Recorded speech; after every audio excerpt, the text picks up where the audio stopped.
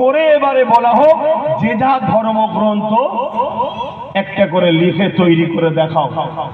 একমাত্র হুবাহুব কোরআন ছাড়া পৃথিবীতে কেউ নাই যে একটা তৈরি করে দেখাতে পারবে। এই চ্যালেঞ্জটা পৃথিবীর কেউ অ্যাকসেপ্ট করতে পারবে? একমাত্র কোরআন। লক্ষ কোটি হাফেজ পড়বে আর উলামারা লিখবে। জোরে বলুন সুবহানাল্লাহ, আরো চিৎকার দিয়ে বলুন সুবহানাল্লাহ। নারী দিবে আজকে সেই কোরআন শরীফ, সেই ইসলাম, সেই রসুলকে বারবার আঘাত দেওয়া হচ্ছে। যারা আঘাত দিচ্ছে এরা দেবে ভাই, এরা দেবে কেন? এর আব্বা তার আব্বা যুগে যুগে এরকম একদল মানবরূপী পশুরা দিয়েছে। কিন্তু দুঃখের বিষয় আমরা কি করছি? প্রশ্ন হচ্ছে আমরা কি করছি? আমরাও তো কোরআনের পক্ষে ঠিকভাবে নাই। আমরাও তো কোরআন অনুযায়ী জীবন গড়ছি না, আমরাও তো কোরআন অনুযায়ী চলছি না, আমরা তো নিজেরাও কোরআনকে জানি না। আমেরিকাতে একটা প্রতিযোগিতা হয়েছিল, কম্পিউটার তখন প্রথম তৈরি হয়েছে, যে কোন কিতাবটা সত্য হাকিকাত এর একটা কম্পিটিশন হবে। সব কিতাব দিচ্ছে, রেড লাইট দেখাচ্ছে, রং রং রং রং। আরে মানুষ তো সত্য মানবে, কম্পিউটার তাদের তৈরি করে, আমাদের তৈরি নয়। যখনই কোরআন দিয়েছে গ্রিন আলো জ্বলে উঠেছে। জোরে বলুন সুবহানাল্লাহ, আরো চিৎকার দিয়ে বলুন সুবহানাল্লাহ। তবে আপনাদের আল্লাহ তবে আমি আপনাদেরকে একটা কথা বলবো, খুশির খবর। যদি আপনাদের পদক্ষেপটা কোরআন অনুযায়ী হয় তাহলে আমি আপনাদেরকে একটা খুশির মেসেজ দিচ্ছি। সেই মেসেজটা হলো এটাই, আমি প্রায় জায়গায় বলেছি, আবার বলছি, আমাদের বাড়িতে সন্তান হয়, আমাদের বাড়িতে সন্তান হয়। সন্তান অর্থাৎ নতুন মেহমান, নতুন অতিথি আসে, তাই তো নাকি?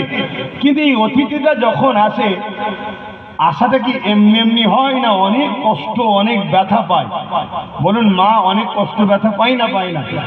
যত ব্যথা বাড়বে, যত কষ্ট বাড়বে, যত যন্ত্রণা উঠবে মায়ের, তাহলে জানা যাবে দ্রুত মেহমান আসার সময় হয়েছে।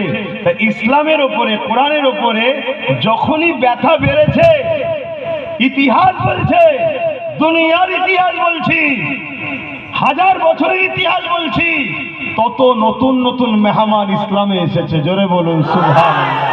এই যে চারিদিকে একটা চর্চা হবে, কোরআন কোরআন, এই হয়েছে, হেন হয়েছে, তেন হয়েছে। আরে যারা গুমুট খাওয়া তারা না হয় মেনে নিল অন্ধর মতো, কিন্তু শিক্ষিত যারা, সে যে কোনো ধর্মেরই হোক, তারা কি মেনে নেবে মনে হয় কারো কথা? তারা তো রিসার্চ করবে যে কতটা আব্বাস সিদ্দিকী ঠিক বলছে, কতটা মানবরূপী পশু ঠিক বলছে, এটা রিসার্চ করবে। কেন? তারা শিক্ষিত। তারা না আমার কথা মানবে, না কোনো মাতালের কথা মানবে, তারা কিন্তু আগে রিসার্চ করবে।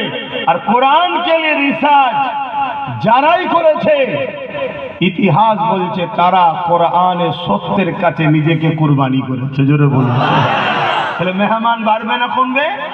কিন্তু আমাদের যদি ভুল পদক্ষেপ হয়ে যায় তাহলে আমরাও কিন্তু কোরআন বিরোধী হিসাবে জামিনদার থাকবো কিয়ামতের দিন, আল্লাহকে ধরা পড়তে হবে।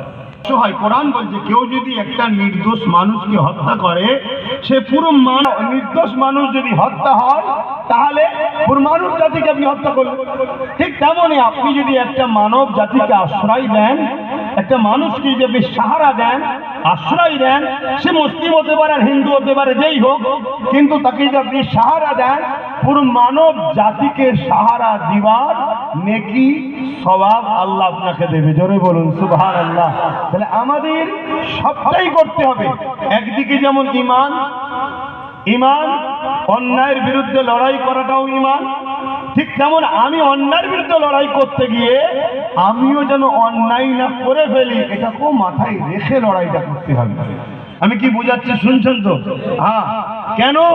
এসব কিছুর পিছনে একটা বড় রহস্য আছে। সেই রহস্য দিনের মতো সত্য, সেই রহস্য দিনের মতো সত্য। তুমি আমি যদি গরম না হই, তুমি আমি যদি ভুল পদক্ষেপ না দিই, তোমার আমার প্রতিবেশী যারা অন্য ধর্মের ভাই আছে, তারা তোমার আমার সঙ্গে 1000 বছরের যে মিল, ওই মিলে এখনো থাকবে। কি থাকবে না? থাকবে না? আর তুমি আমি যদি রাগের বশত কোন রকম একটা ভুল পদক্ষেপ নিয়ে ফেলি, তাহলে তোমার আমার প্রতি বছরে 1000 বছরের যারা আছে তারা কিন্তু একটুখানি মন ক্ষুণ্ণ হয়ে সরবে, আর যখনই সরবে বুঝাবার জন্য একদল লোক সঙ্গে সঙ্গে চলে আসবে যে এদেরকে সাইজ করতে গেলে এটা করতে হবে, এটা করতে হবে, ওটা করতে হবে।